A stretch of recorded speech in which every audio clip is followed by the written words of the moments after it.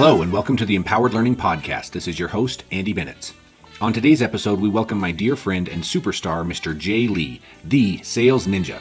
Jay is a former introvert and pastor, a one-of-a-kind world-class sales coach, known lovingly as the Sales Ninja, with thousands of clients all over the world, and a heart-centered entrepreneur with the coolest motto ever, sell more to give more. Please welcome my dear friend and brother, Jay Lee. Hey, Jay, how you doing, buddy?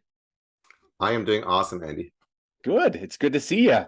Been looking forward to this. You and I have been friends now for, probably over a year. Seems like we've known each other a lot longer than that, and just been kind of an instant connection from the beginning. So I've been so looking forward to having you on the show, just because you have such a wide influence and just a cool story. So can't wait to dive into this. So thanks for spending a few minutes with me, buddy. Thank you for having me. Looking forward to this time. Awesome. So, like I said, you and I know each other pretty well. We've spent a minute or two on Zooms. But for those that have maybe never heard of Jay Lee, the Sales Ninja, give us a little bit of your background, kind of a short version of kind of your upbringing, and then kind of what brought you through your professional career to the point where we're talking today. Yeah, thanks, Andy. And for all the viewers who are watching, my name is Jay, and my colleagues and peers know me as a Sales Ninja. I basically was a voiceless, person who struggled with my shyness, introversion, my identity. I was that kid who was like the underdog and who got either lost or forgotten in the mix. People didn't even know I was there. Sports team, even though I was athletic, they wouldn't pick me because they didn't know I was even present. So it's pretty much the underdog story. Korean Canadian immigrant family. Parents both, came to Toronto with no English, no jobs, no education because they don't accept my mom being a nurse and practicing in Korea. And my dad had a full scholarship in Denmark as a dairy scientist. His claim to fame was helping invent cottage cheese. Yep. And so they came here and they had to take school over again while working 2-3 jobs. And so life was difficult. We were poor. We were, trying to make ends meet. They worked, laundromats, hobby shops, variety stores, et cetera, et cetera. And so, 92% on the math test the response was, where's the other 8%? Oh, wow. Because they bent over backwards and they, sacrificed their lives to be able to provide, the better life for us. So we struggled for many years. Our car, I'm born and raised in Toronto. We were in the east end of Toronto. Our car got torched because of racial discrimination. Oh my goodness. Our house nearly lit on fire. And so we decided moving because we weren't accepted or wanted in that neighborhood. Yeesh. And my parents worked very, very hard for decades and decades and achieved incredible success. And I learned their work ethic in terms of, I may not be the smartest person in the room. I may not be, the person who knows how to solve tech issues or, systems and automations, all that stuff. But basically at the end of my high school year, my parents sent me to a campus conference for, it was called Campus Crusade for Christ back then, which is now Power to Change. And I met God, even though I was at church my whole life, really through the message, and a lady that was speaking really convicted me to come to a relationship with God. And in his incredible humor, this introverted, voiceless, shy kid who couldn't ask his high school crush to the prom, and who was in the car. My parents had a delicatessen, a sandwich shop, and they were parked illegally, and they were getting some cold cuts, and they basically brought me there to tell the police officers not to get a ticket or give a ticket to us. And when the police officer came, I ended up in the back seat in a fetal position, and we got the ticket, and I got in a lot of trouble. Yeah. So after my last year of high school, ended up being filled by the Holy Spirit and becoming an extrovert and an evangelist pretty much instantaneously. So that's the childhood all the way up to come to faith. And so I'll let you interact because I know I said a lot already. No, I love it. That's great. It's great to hear your story. I didn't know much of the backstory other than that you were an immigrant family. You mentioned your parents a few times, and just your admiration for their hard work, and hearing the backstory and kind of what you've gone through. it makes all the sense in the world as to the drive that you have and just the passion that you have to just go for something all out. I've never known you to not do something 110%, and that makes all the sense in the world now, knowing your upbringing. So, kudos for you for overcoming that and kind of turning those trials into just your rock and your just your drive moving forward, man. That's amazing. So take us from that point, moving forward. You're filled with the Holy Spirit. You got God in your life, God on your side. Was that the point where God called you into the ministry, or did that come in at a later time? Yeah, so not right then and there, but I became an extrovert, which people didn't know or recognize who I was. I didn't even know who I was, and I was really struggling with my identity because it was still catching up to me because I was emotionally and spiritually immature. But he had gifted me, and so as I came to faith and was growing in my walk with God, I ended up graduating from university in science and business. Ended up doing a post-diploma in marketing and sales management, and then my friend handed all these resumes at a job fair, and I said the only job that I don't want is a banking job because I see pinstripe suits and people who are rigid. And the only interview that I got, I was actually looking for, ironically, a used car or a car salesman job because I love cars. And this is the whole anti. That is ironic, sleazy. Isn't it? It isn't ironic. It's the whole humor of God. Introvert, shy. I'm anti-used car salesman, and I wanted to be a car salesman, and I ended up being an extrovert and an evangelist. So I ended up getting the only interview, which is with the bank, and ended up working there for 5 years, largest bank here in Canada. Helped launch a Visa card that became the #1 rewards mile card in 18 months. So I was a part of the pilot project. I actually hate the educational system, and that's a really harsh word to say, but I love learning. Okay, gotcha. Yeah, we love to unpack that. There was these systems and educations, and I almost skipped 2 grades, but I knew how to beat the system. But I didn't really enjoy the learning process in that institution, and I really wasn't really understanding and appreciating it because it seemed very I don't know, how do I say, unenjoyable. Sure. Yeah. But I love learning. Yeah. And so we can talk about that because I know you're talking about empowered learning, and that's the whole gist of this podcast. So it went from banking, and I felt called to pastoral ministry after 5 years of climbing the corporate ladder. I was a national sales manager for all of Visa for that bank. You can imagine my parents sacrificed their whole life to help me get this amazing education, amazing job. And now I feel called to ministry, which is like, in their minds, it's a missionary, it's support raising. I have to beg for money. I have to, basically let go of all of my possessions as a vow to poverty. And so for them, it was like I was undoing all the work that they had done for 30 years. Wow. And so they were very, very, let's say, when I broke the news to them, they were not happy for me. Yeah. Right. Wow. That's tough. Yeah. I'm not sure how to attack that. I mean, that's got to be a mind, screw for you, just because, you care for them, you love for them, you want to make them proud, but also God is calling you in this one direction and you feel like you have to do that. So that had to be a hard decision for sure.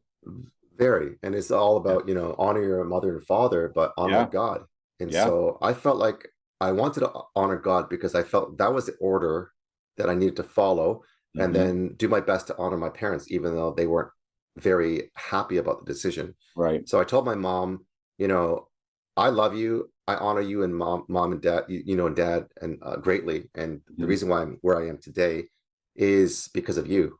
And I heard God saying to me, and I'm kicking and screaming because I don't really want to go into ministry. I don't want to be a pastor. Sure. But I feel that this is my calling, and I'm convicted, and it's clear. And so she was like, well, that's a decision that you want to take. I can't stop you, but I don't really agree with you or maybe outrightly bless you. Right. So it was as close to being cut off as you could imagine without being disowned. Wow. And for years, I was in ministry. I was church planting. I was, doing evangelism, outreach, etc. on campus, downtown University of Toronto. And we saw literally hundreds of people coming to Christ and planting churches, and they were doubling in size almost every year. And in 10 years of ministry, we had equipped 2,500 people across Canada and North America, US, in the work of evangelism, and over 40,000 conversations and over 10,000 professions of faith. So in sales, that's a 25% close rate. And that's with atheists, agnostics, satanic worshipers, and Wiccans, witchcraft, and people who are Catholic, and everyone in between. So I don't know. That's kind of like the hardest sale you could imagine, because you have people who don't want to talk to you, Muslims. So the laughing joke with my peers in ministry and in my organization was, you get around Jay and he breathes on you and you come to faith. Whether it's in the gas station, whether it's at a bus stop, whether it's in a golf course, whether it's in a hot tub. And my actually friends who are close to me, they know that whenever we go on vacation or when we get in the hot tub and there's different people there, whether they're teenagers or adults, or whether we're golfing, they're like, oh, no, Jay's going to share the gospel again. Right. And they just said, can you not share the gospel today? These are my Christian friends, right? And so that was where I think God's gifting and success left some clues. And so from there, I went from being a banker to a pastor, reluctant evangelist. I ran out of missionary support very, very quickly, because I was outworking myself and, working myself out of a job by equipping people. And through that, I did a newspaper route to add to my $1,000 a month salary, because I couldn't survive. And I got an additional $100, which was $1,100 a month, which means I could not survive. And then I answered a ad in, I think, LinkedIn or Facebook for a growth consultant. And I basically said, I want to be your right-hand man and learn everything that you're doing and help you continue in your success. You don't need to pay me anything. Whatever you hate doing, I'll pick up and do. And so he got in a video call with me that day and says, you got a lot of guts to be able to reach out to me. I'm not even, offering any job, but if you want to put your money where your mouth is, come to my penthouse suite. He lived downtown Toronto. And, we'll see how it goes. I ended up going there for 90 days, learned his thinking pattern and how he grew and scale his company from 0 to 5 million, helped increase his ticket price by about 50 times. And that company scaled from 0 to 16 million in 29 months. And since then, helped scale companies from 0 to 3 million in this picture back here, 3 million in 24 months. Another health coach I was closing, he went from 100K months to over $1 million months. I closed $1 million for him in 12 weeks, only working 3 to 4 hours a day. I was only working half time. So I know that based on my KPIs, my close rates, I probably could have closed $1 million a month. But I didn't want to work that hard, because it was families first. God is first, families first. So I coach all of my kids' soccer and volleyball teams outside and inside of school. Gotcha. So you mentioned family. Along your journey there, when did you get married? When did you have kids? Was that while you were in ministry? I guess what role did that play in your decision to say, I know I feel led by God, but I also need to put food on the table for my family. God did not call us to be, poor and barely scraping by. So where did that all play in? Yeah. So in my banking years, in the middle of that is when I got married, which is 2002. So we've been married 22 years this year in May. Congrats. Thank you. And then in pastoral ministry, that's when we started having our kids. So we had 3 kids. They're now 15, 13, and 10, girl, boy, girl. And throughout that, in the pastoral ministry, I think my wife and my kids, they don't call it suffering, but I call it suffering. Because as the head of the household and someone who's trying to provide, I feel a great weight and responsibility to provide. And for most of my life, other than my banking life, which was very good, I was making very good money. I struggled for a decade. And where I'm supposed to try to help my parents because of all that they've done for me. I wasn't able to do anything. And, fast forward today with my coaching business after 24 months, it's been growing and been helping get, I think $25 million in client results in a very short time. My parents just came from a golf trip, and I was able to contribute significantly to them to go there for 10 days. And they just got back and sent all these pictures and said, thank you, thank you, thank you, thank you. That's awesome. And we've been able to give more. My whole mantra with Sales Ninja is sell more to give more. Yes. I want to impact at least 1 million entrepreneurs. And so we've been able to give more in the last 24 months than we have our entire life. And now, a brief commercial from today's sponsor.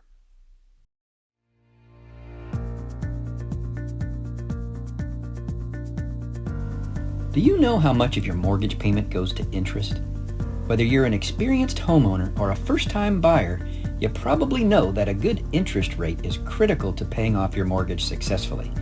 A difference of just 1% can mean thousands more or less in your pocket after your mortgage is paid. Even if you think you're getting a great deal on your mortgage payment and an ultra-low interest rate, you're probably not getting the full story. Because the banks want their cash up front, your mortgage payment is front-end loaded, so you'll be paying a lot more in interest from the start. That means less money towards your actual loan payment and more money in the lender's pocket.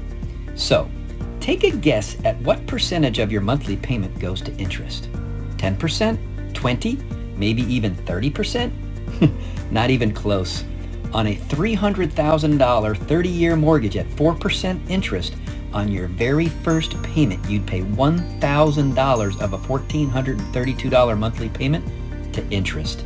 That's 70% of your payment going straight to the bank. So, what can you do about it? It can seem impossible to fight back against your lender, but if you think you have to settle for a future of high interest rate mortgage payments, think again. Imagine a future where you're debt-free, a life of comfort, confidence, and financial freedom. We're talking about a tool that could save thousands of dollars for you and your family and empower you to live the lifestyle you've always dreamed of. The best part about it, it's not a dream. It's not magic either. It's called the Money Max account, and it's already helped Americans eliminate over $2 billion in mortgage and other debt payments. United Financial Freedom developed the Money Max to be an all-in-one tool designed to get you out of debt as quickly as possible. By strategically calculating your payments, debts, and other expenses, Money Max can help you get out of debt in as little as 7 to 10 years. Why pay more to the bank for more time than you need to? Skip the expensive interest payments and get ready for a debt-free future with the Money Max account. To learn more and schedule your free complimentary savings report, go to moneymax.com/empower. And now, back to the Empowered Learning Podcast. That's incredible. I'm gonna pull up your logo here because Yeah. I was attracted to your message and just your energy beforehand, and then I saw this. I'm like, well, it's cool looking, and then the mantra there: sell more to give more, and that is not lip service. Everything that Jay does is about that. For him personally, and then helping his clients do the same thing.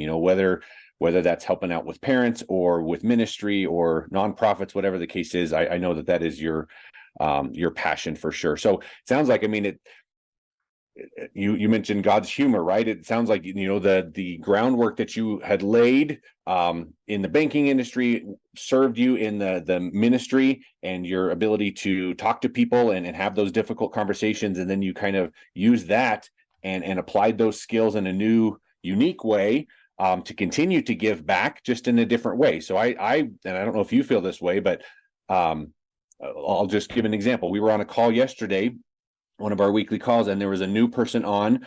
Yeah, right. Let me just share this with you, because you and I know this, but people that don't know you kind of don't know. She was a new guest on this weekly meeting, and she is very young, has had a lot of hurt in her life, but she's an inspirational, just powerhouse of a woman, and with a message about just the abuse of power. And I could feel, and I'm sure Jay could feel, just the hurt that she has, but she wants to do something positive with that and share that with people. And unprovoked or unasked, Jay said, can we set up a group for people to pray for you, just over your ministry and over your word. And I've been talking with her constantly since that point, and it just meant the world to her. And that's always been my my experience with you is like, when you feel God leading one way, let's pause for a second. Let's pray for that person. Let's kind of speak to that a little bit. And so I want to speak from a fellow brother to you, my friend, that your ministry is not over. It's just changed into a different thing because you're still touching people's lives. Amen. I thought you were actually talking about the other health coach who came. Oh, okay. You were there. That's another one. Were you there at the beginning? Goodness gracious. She was talking about how I was closing for the health coach, and she was bankrupt and broke and just in a really bad space. And then she showed up at the very beginning for the first 15 or 30 minutes of the masterclass. And she says, I don't know if you remember this, but you actually disqualified me from joining. And yes, you said, I do remember that. And I talked to her as well. Yeah, Patricia. So are you able to? I don't want to say it, but if you remember what the recount of the tale of what she said and how she actually got into the call, she didn't even want to. I didn't even want to enroll her, but she forced me to enroll her, which is weird. She closed her own sale. I love it. And then she was really struggling because she wanted to give up, and then she called me. Do you remember that? I do. Yeah, no, it was super inspirational. Her and I are talking next week just to kind of continue that conversation, and hopefully she'll be on the podcast. Her and the other lady that we were talking about are going to be on there. There's such inspirational stories, and you and I were talking right before we hopped on of, okay, so you're asking, what is the podcast really about? And I'm like, well, it's about learning, it's about leadership, but everybody sees those two concepts in a very, very unique way. You mentioned before that hate is a strong word, and you pause there for a second. You hate the educational institution and how that is seen and how that is handled. And as a former administrator and teacher, I don't disagree with you. I think the way that education is treated and the way that it's more output related than it is, let's customize this and make this an experience that means something to the kids and tailor that experience to them to set them up for success in future, not just go through the same 12 classes that we've done for the last 100 years. It's such a disservice. The world is changing way too fast to continue doing education the way we used to. That's my stance on it. But I guess while we're on that subject, let's jump back into that conversation of, you love learning. I think you and I are a vibe because of this. We love learning, but the educational institution is broken and needs changing. What are your thoughts on that? Oh my gosh, we can do a whole episode on this every single week. Okay, So I've been asked to do a doctorate or a PhD by several schools, and one in particular, at least several times, because I did a master's divinity, and I need 6 years of field ministry, which I did 10, and then I've obviously been in the marketplace. So I've had the directors and the people who are the head of the programs literally meet me one-on-one and say, we need your leadership. So there was a doctorate in leadership, and it's like a 4 to 6 year program. And I'm like, you know what? I think it could look good on, on my business card or, on my, website. Sure. But at the stage that I'm in right now, and after all I've gone through, almost skipping 2 grades, doing a bachelor's of science, did a post-diploma in college, I did a master of divinity. And this is the guy who hates school, right? It was painful. It was very painful. And I did not enjoy it. For the most part, I did go to college, which was that post-diploma. That was a 1 year post-diploma. Okay. I'll say out of all of my education, that was the most enjoyable. It was case study based. It was group assignments. It was collaborations. It was real market validation by going into the businesses, interviewing different people, and doing literal case studies and doing analysis and business analysis. Like in university, it was very much conceptual, very theory.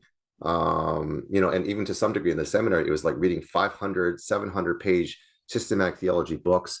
And I literally would be on one paragraph for an hour, reading it like dozens of times and not understanding a single word and falling asleep. Yeah. And I understand what they're trying to say and do, but my mind doesn't think that way. If you can do on the job training where it's like an apprenticeship, where it's an internship, or we do a group collaboration, or you show me. It's like I became a judo master, and what I got really good, and I don't mean judo as in martial arts. I mean, you do this, you do that. So my discipleship model is I do, you watch, you do, I watch, right? You do, I leave. Yeah, I love that. Let's write that down. I know at some point we're gonna get into it.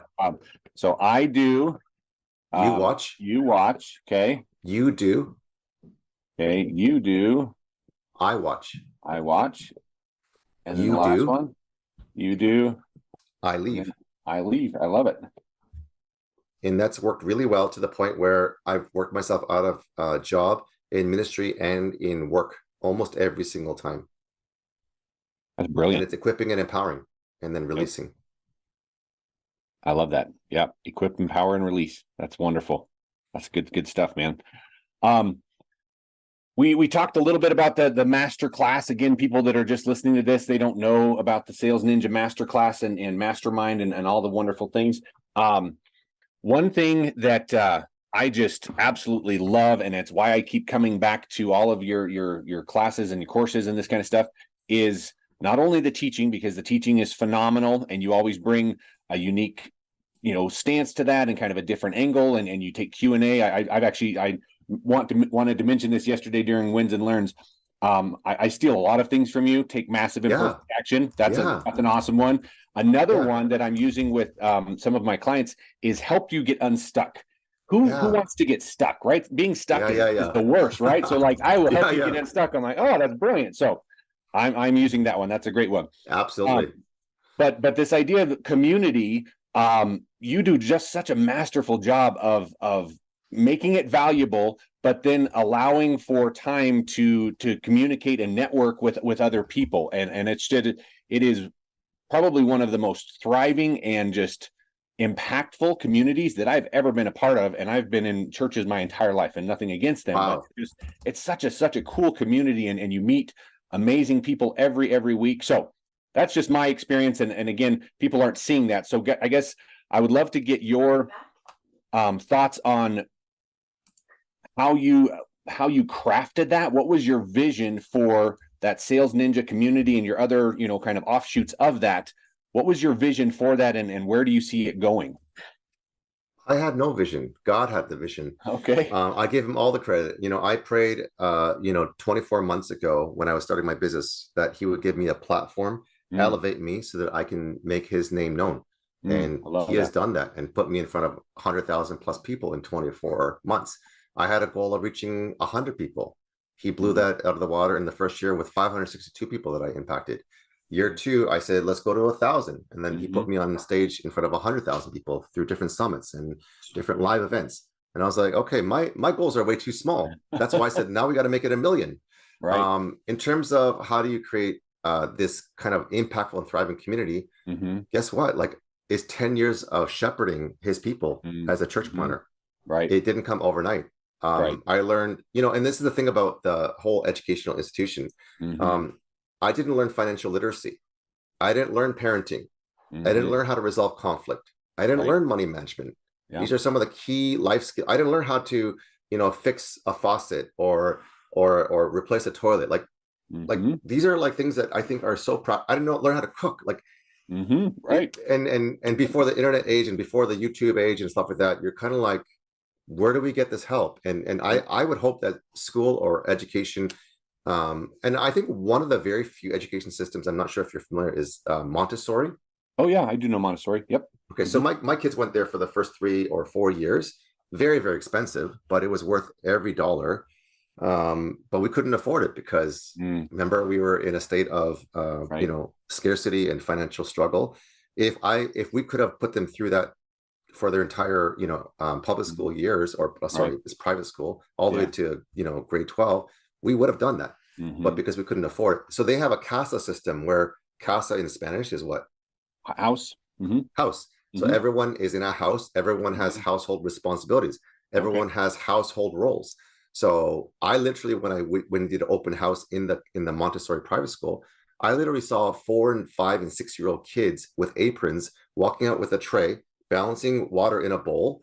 I had another kid who was on the ground, putting beads down on the ground and flagging, putting a flag after every 7 beads. And I was very, very confused as to what was going on. Kids were walking in and out of the classroom like there was no rules, there was no like order. And if you think about your house and your home, there is no order. There may be some guidelines, there may be some principles. Everyone's got different chores. Someone's going to wash the dishes, someone's going to clean the washroom. So they had different roles. And and what they were learning was, while they're doing, flagging these beads, they were learning exponential law of sevens. They were learning trigonometry. They were doing pyramids to basically graduate from different educational learnings, but they were having fun. Right. And they didn't even realize that they were learning exponential law or power of sevens, or they would actually go to the grocery store as 4, 5, 6-year-old kids, and they would have a grocery list, and they would have money, and they would shop for the grocery ingredients, and they would come back and they had like stoves and ovens and frying pans, and they would cook a meal, and they would learn life. They would take out the garbage. So my kids at the age of 4 were taking out the trash, and they were washing dishes, and they had to get on these, the chairs. And I thought, isn't that what learning should be? Isn't that what education should be teaching, is life skills? Right. And, exactly. They're learning math, but they're having fun, and they don't even realize this. Yep. And so I think, people in Europe or other countries where a lot of the learning is outdoor, it's in nature, it's in, agriculture, it's in studying, climbing trees, it's in like physical activity, it's in resolving conflict with relational issues. Right. It's money math. We talk about money math in our class a lot. I didn't know any of this stuff, and I didn't know what to become. And even like career advancement, or the whole idea that, we're supposed to spend hundreds and hundreds of $1,000s in this educational system so that we can be a peon to be a corporate slave and work 9 to 5 for 40 years if we're lucky, and hopefully and still not be able to afford our homes or be mortgage free, because we're helping other companies and other people make millions and billions and trillions of dollars. And to me, that is like getting the short end of the stick. For sure. Oh my gosh, yeah. Oh my gosh, yeah. I'm looking for a question that I've asked previous guests. It's right along that line. It's basically like, as because you mentioned that you've got 3 kids, I've got 2 kids in high school as well. What I'm sure you've been giving advice and parenting obviously this entire time, but like someone, a young listener that's about ready to enter the world, what advice would you give them right now? Because to your point, and I completely agree with you, I think what is being taught in the schools is not preparing them for the real world. So what would be your, top 3 things that you need to know this kid as you enter the real world?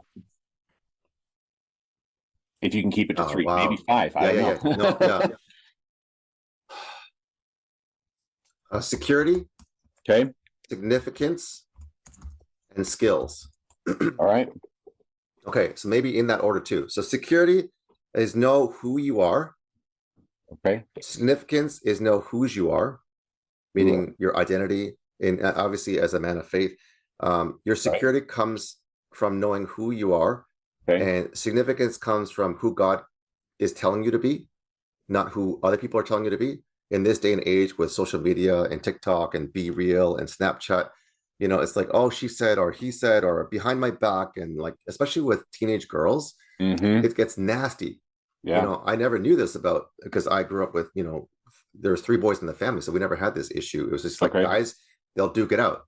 They'll fight it out, whether it's verbally or physically. Girls, they get nasty. And there's emotional trauma and abuse and bullying and all this stuff. So I keep instilling in my 3 kids, know who you are and know whose you are. That's security and significance. And they might say, oh, someone said I look this way, or I look like I gain weight, or, blah, blah.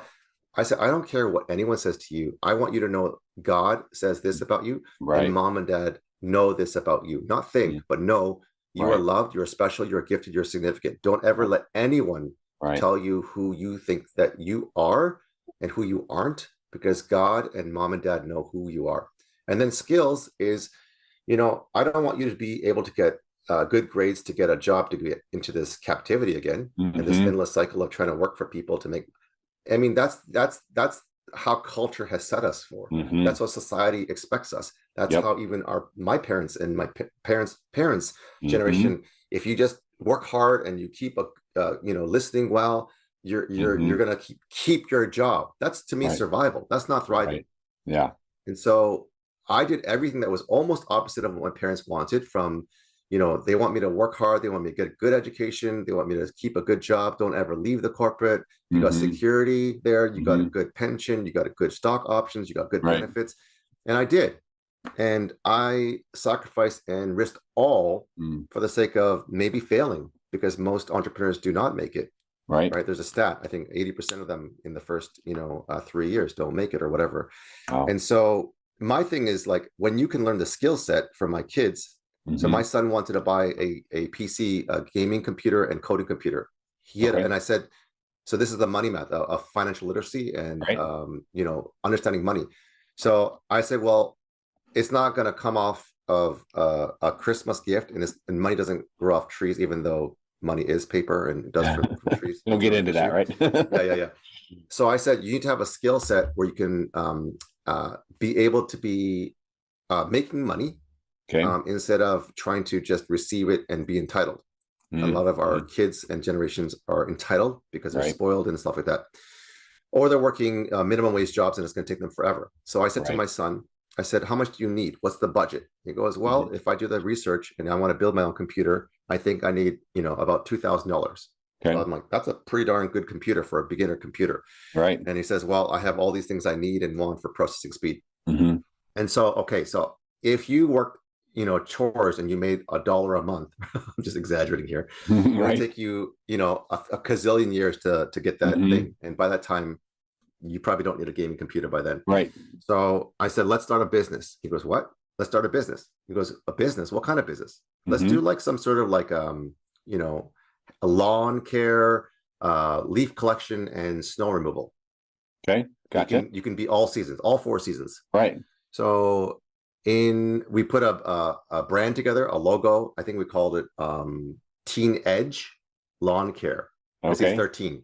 He just turned into teenager. Oh, Teen Edge. Got it. Okay. Got it. Teen Edge Lawn Care. And then the 3 basic services, or the main offerings for service, was lawn care or lawn cutting, and a leaf removal and snow shoveling, which means that you're in business all year round, 4 seasons. Right. And so we went door to door. We printed off like 100 flyers, and we knocked on doors, and we asked every single person, do you need any of these services?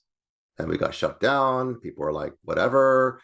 And then the few people that said, wow, you're very brave. How old are you? And he's like, I just turned 13. I'm just trying to learn how to, start a business. My dad's helping me, blah, blah, blah. And he ended up getting 5 clients. And he made several hundreds of dollars and repeat business and referrals. And long story short, he was able to buy all of his parts and pieces, not primarily from the job or the business that he created, but a considerable amount in a very short time. So I think it worked out to, instead of him making, $1 for a chore, he ended up making $30 to $50 an hour. Gotcha. Which is incredible for a 13-year-old. Right. No, I completely agree. I love that. And I completely agree. And I don't even want to make it a, that generation, I don't want to be that old, codger guy, but I mean, I agree with you. I think that the idea of just expecting, just this entitlement, it rubs me the wrong way. And I applaud you for instilling in your kids that, you need to earn your keep, you need to earn your money and learn those skills that are going to serve you for years to come. So that's awesome. I will love it. And I can spoil them rotten at this stage of my life, because financially, I can say, let's go to this trip, or let's do this, or let's buy you this computer, or buy you this clothes. Let's go on a shopping spree and spend whatever we want. And I'm like, that's not going to help them in life. Right. And as you saw in one of our masterclasses, the key success for the people that they studied in a Stanford study on that TEDx talk was not inheritance, was not education, was not pedigree, was not money. All those things that we would consider as factors for success. It was one word: grit, Grit. And it's the marriage of passion and perseverance. The more hungry you are, and the more that you want something, whether it's sports, whether it's music, whether it's academics, whether it's business and making money, whether it's relationships, your passion to be relentless, and your hunger in your commitment and your perseverance to be able to not only want it and desire it, but to take action, massive imperfect action, to take daily action and activities with intention and commitment to see that come to fruition is what helps people become successful, empowered learners, and to be, there we go, empowered learners, and to really achieve anything that they want and beyond their wildest dreams. And I can say, as a person who's, only 24 months into my own business, I never could have realized or actualized beyond my wildest dreams that I'd be doing what I am doing today and impacting a number of people. And both in my family, my marriage, my parenting, I get to work, part-time and coach all of my kids, sports teams for their schools outside of school. And like, I'm taking the afternoon off today to take my 15-year-old, we have a daddy-daughter day to go snowboarding. That's I took awesome. the entire afternoon off. That's why we moved this. That's right. I remember that. Yeah. Flexibility. That's fantastic. Yeah. I get to go watch my son play basketball. So it was that's right. Move. I love it. That's amazing. Yeah. That's awesome. Sure. I love it. So cool, man. Well, goodness gracious, time flies. I really wish we could continue on. I do want a single grab. We'll do a repeat. We'll do another episode. Yes, for sure. This is part one of who knows. We'll make it a series. I love it. I love it. I love it. So I have grab bag questions. I'm looking off to the side here. Just want to find one that makes a lot of sense. I mentioned before the community that you've built, and it's to your point. You're a year in, 2 years in, but I mean, I think the Sales Ninja community has only been around for about a year or so. You see the value of networking, and you are a master at that. So the question is this: how important is networking in your industry, and what strategies do you use to build and maintain professional relationships? So importance of networking, and what are some strategies that people could use? Yeah. So to back up, because I didn't actually properly answer your question with regards to community and impact, is because I was a church planner and shepherd, I've learned how to shepherd people's hearts and come alongside them in their pain and walk along them like a shepherd. And help them, walk through their pain, whether it's just even hearing them so that they're understood. Like that lady that we were talking about, to pray with her just in the moment and spirit led, or whether it's helping someone like Kamala, who, or Patricia, who went from broke to hitting $100,000 a month. It's both and. So like one thing I said recently is, I don't look for clients from my church, but I am passionate about building a church community from my clients. So that community of impact and thriving, relationships is because loving God and loving others, or your neighbor as yourself, is the first and greatest commandment. It's called the sum of law equation, Mark 12:30. And when you can love God and love others, and it says as yourself, that little part that we forget, because it's just loving God and others. But did you know that it says love your neighbors as yourself, which means there's a third part of it, which means you need to look in the mirror and say, God, I love who you made me to be. Wow. I'm not a human being. I'm not a human doing, I'm a human being. And you call me to be who you call me to be. And when you can love yourself as God has called you, for such a time as this, there is no limitations to what God can and will do. To answer your question with network, your network is your net worth. I'm finding out more and more and more, at least more recently, that the proximity of who you hang out with is going to affect your trajectory of fruitfulness and or success, whichever way you look at it. So maybe there's people who are holding you back relationally.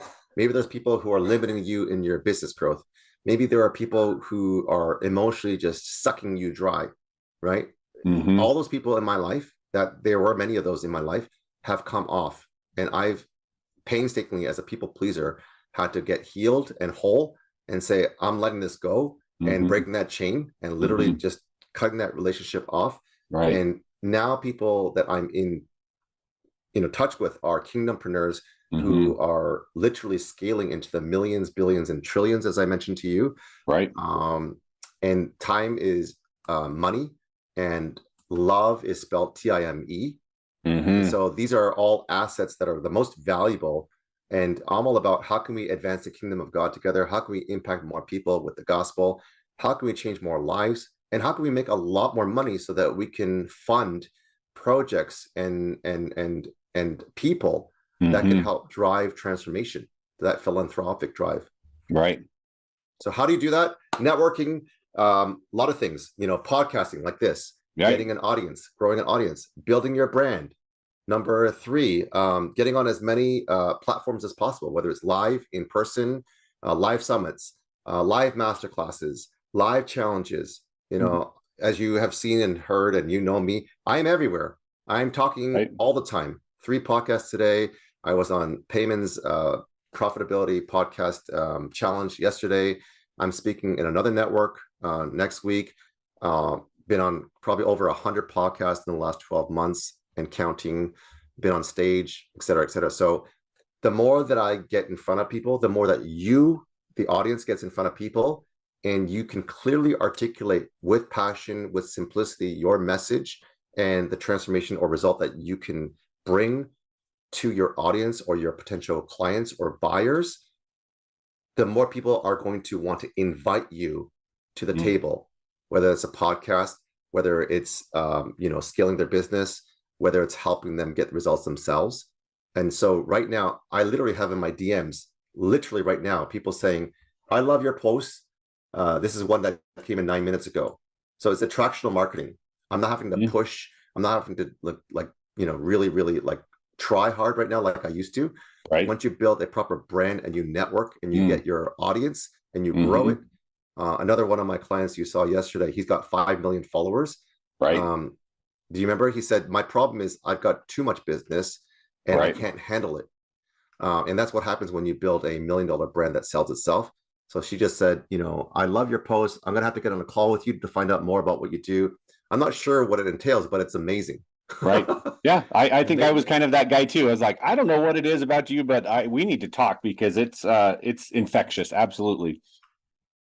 And it's been amazing, being with you, and, eGlass has been a game changer for my teaching, training, and my course building.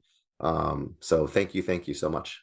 You bet. I'm just going to throw this up here just as a shameless plug here because Jay mentioned it. I didn't mention it. I just use it all the time here. So this is an amazing tool. This has the little station on the bottom here, but this is how I shoot all of my videos. I've got this awesome studio, basically. I've got lights all the way around. I got a document camera, the microphone. I got a fancy one right here, but there's a built-in microphone. So all of the movie magic that you see me doing right here is with this eGlass. And I was very, very happy to get Jay one. And he's using it in all of his stuff as well. It's such a cool way to do virtual meetings, and it just makes your stuff, your presentations and your message pop for sure. So cool beans, man. I haven't seen anything where you can present something without turning your back.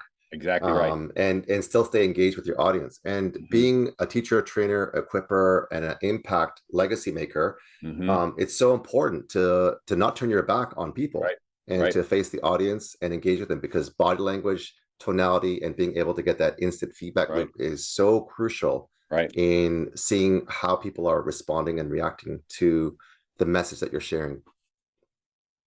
Yeah, just eye-to-eye connection, right?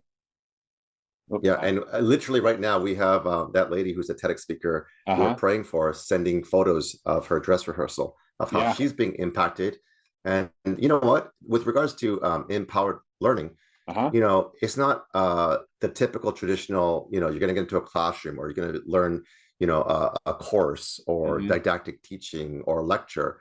We have a community of people that are volunteering their time, volunteering their encouragement to inspire her. And she's going to literally, I believe, impact millions of people.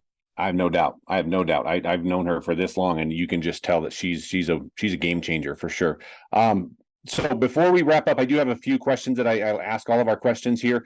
For those that are like myself a year or so ago, just like, oh my gosh, who is this guy and how can I get on a call with him? What would you recommend people reaching out? And we'll put this in the show notes as well. Do you want them to just check out the Facebook group or go to the Sales Ninja website? What is the best way to initiate conversations with you? Yeah, they can look at the website at gosalesninja.com just to kind of see, some case studies and testimonials, so they can see who I am, who I help, and how I help them. They can go to the Facebook group for free resources. That's facebookgroup.com/groups/Sales Ninja Community. So I'll send you those links as well. Yep. And then they can attend as an audience member. They can attend the Sales Psychology Masterclass, which I run every Thursdays at 10 a.m. Eastern Standard Time as a complimentary guest pass. It's for our paid clients, but for Andy's podcast guests who watch the show notes, we can give you some details to join one complimentary guest pass. Bring any questions that you have with your online business, your coaching practice, or if you're a SaaS founder, to look at launch, growing, or scaling your business. We call it the hidden gold call, where we help you find $10,000 to $100,000 a month that you may be leaving on the table. And so in that group coaching, you can come as Andy's guest, and I can help you get unstuck in real time. That's right. That's a good one. Unstuck. Love it. All right. Mr. Sales Ninja, the final 3 questions. We asked this of all of our guests. So question number 1, who is the leader that you most admire and try to emulate? Other than Jesus, which is the easy answer, I would say my dad. Okay. I think my dad, he is not perfect. Before Christ, BC, he was angry to the point of rage because he was one of 12 children. Okay. And even though he was like, I think the 8th or 9th child, because he took his grandmother, so his mom, my grandmother, her husband left for another mistress, and so she was left with 12 children. And he basically took the leadership role because a lot of his older siblings were sisters, and they didn't take that leadership role. So he ended up mentoring and tutoring pretty much all of the siblings in math and science, because my dad was a pretty smart guy. And he was so poor when he was growing up that he would literally have to go to the neighbors. I think they lived in the countryside. He would literally go out in the dark, probably 3 or 4 in the morning where there's no light. And in the dark, he would take a satchel or a little bag, and he would dig with his hands into the ground, into the dirt, to try to find some potatoes. And he would bring that back so that they can eat. And so that was what he had to do. And when he went to school, how they said, I climbed mountains, I went miles. Right. He literally did that because they were so poor. They were in the countryside, and he didn't have the proper shoes. And there was holes in the soles. So he had to put cardboard in them, and he was walking in snow. And so life was very tough. Yeah. And so I look at my dad, and I look at, there's a reason why there's no free handouts. There's a reason why there's strong work ethic. There's a reason why, and when he came to Christ, he went from being angry and rageful to kind and compassionate, loving. And in a Asian or Korean Canadian context, you would never in a lifetime see a Korean father admitting wrong, showing affection, showing affirmation, or even asking for forgiveness. That's something that's in our custom, in our tradition, and that you rarely ever see because of pride and culture and hierarchy. And back to that story, and this is a good end note, is how they were very disapproval of me going into full-time pastoral ministry. Right. Yeah. 3 years after, into my tenure of the 3 years of the 10 years of my pastoral ministry, my dad took me aside and he said, Jay, I need to talk to you. And, I thought to myself, oh my gosh, here I'm going to get in trouble like when I was a kid and I didn't, get 100%. And so he took me to the kitchen table and he said, Jay, I want to apologize to you. Wow. And I'm like, first of all, I'm just like, he's my dad. I look just like my dad. He's just got white hair. And I'm like, we were equals at that table. Like, he wasn't my dad. He was just someone who was a human being who wanted to seek forgiveness because all the hurt and sacrifice that he had, he didn't have a dad. He didn't know how to father. So he had no demonstration or model in his own life. And he just did his best. And he did do his best. He did an amazing job. And so he says, I want to apologize to you because I feel like I made a big mistake when I wasn't approving of your calling to pastoral ministry. Wow. And I look at your heart, I look at your gifting, and I look at the way that you're leading people to Christ, and your heart is so big, and your personality and character is so much greater than mine, beyond what I could even imagine for myself. Wow. And I admire the leader that you have become in Christ. And here I'm trying to emulate and admire my dad, and he's admiring me as I emulate Christ. And so that was a tear shed moment of forgiveness, of affection. Now I hug and kiss my dad, whether he likes it and wants it or not. And he now returns that. Yeah. And even to be able to even verbally say, I love you in this culture is unheard of. Wow. And we say it, he says it like maybe a fifth of the time that I say it to him. Right. But at least he's saying progress, it back. Right? It's progress. It's in a lifetime, you don't ever even see or hear that.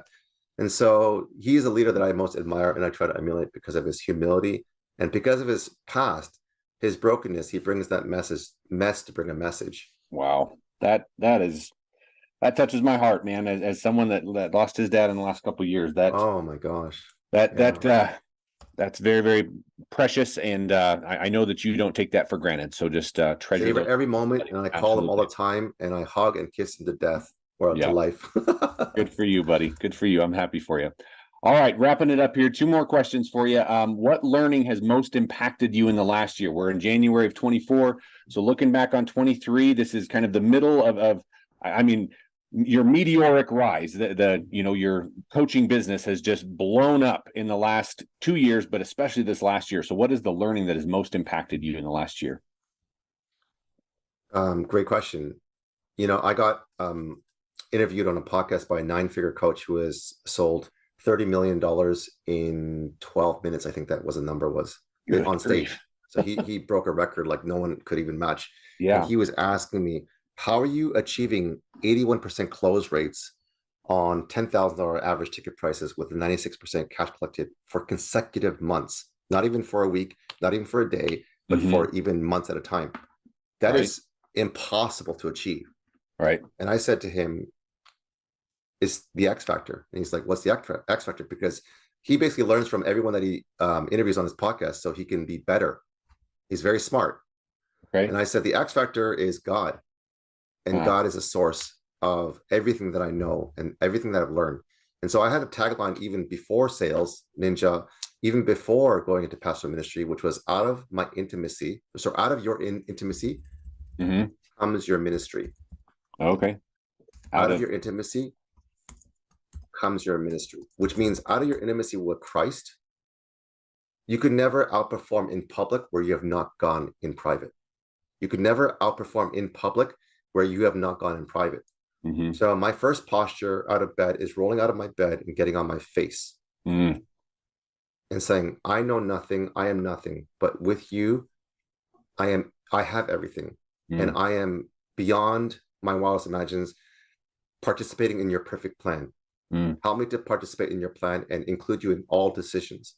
So the more that I spend time with God, the greatest learning and the catapult in the stratosphere growth of my business and my client revenue, and even the teaching and training that comes Holy Spirit led, is coming out of an intimacy with God.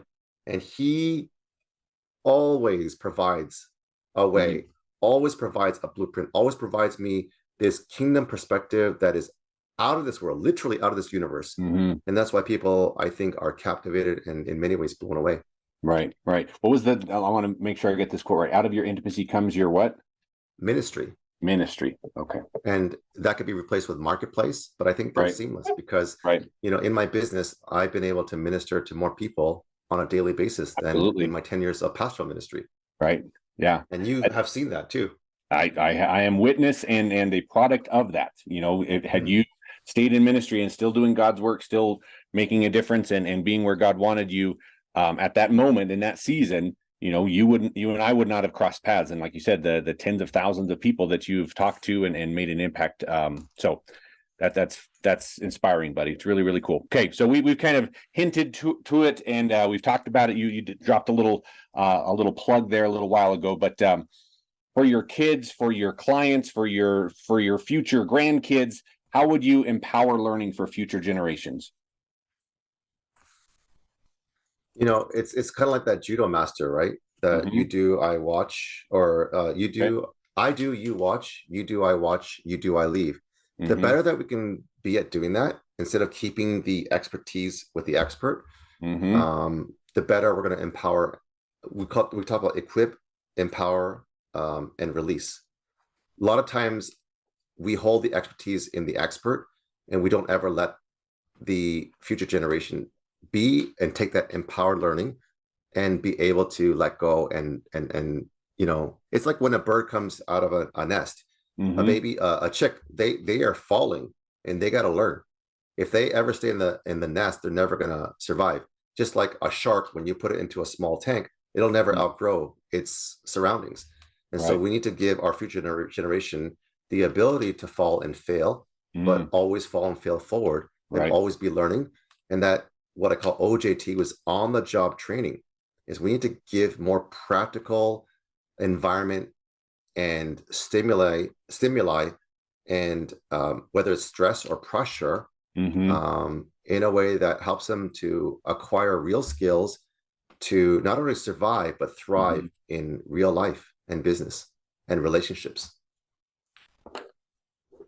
Fantastic. Well, if it wasn't obvious before, we've got to do this again, because this is just the tip of the iceberg of the Sales Ninja master course and just the wealth of resources that you are. So Jay, thank you so much for spending a few minutes with me. I like we were talking about last night, I think you have 3 today. So this is one of 3 podcasts that he is doing today. So we are very lucky to have him, and I so appreciate your time and your friendship.